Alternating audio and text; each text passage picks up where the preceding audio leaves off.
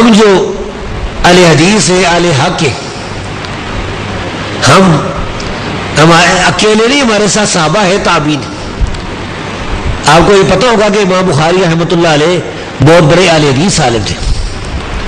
خطیب بغدادی نے ایک کتاب لکھی ہے جس کتاب کا نام ہے الاحتجاج بالشافعی، یہ چھپی موجود ہے۔ اس کتاب میں خطیب بغدادی ایک حدیث لائے کہ نبی صلی اللہ علیہ وسلم نے فرمایا لا تزال طائفۃ من امتی منصورین علی الحق، میری امت کا ایک گروہ ہمیشہ حق پر مدد کیا جاتا رہے گا، اس کی مدد کی جائے گی، حق پر رہیں گے۔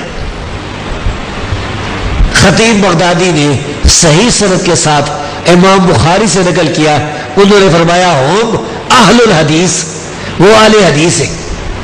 وہ کون ہے؟ وہ اہل حدیث ہے۔ اس بارے میں میں نے کتاب بھی لکھی ہے، انشاءاللہ وہ چھپنے کے لیے جائے گی، اہل حدیث ایک صفاتی نام پر۔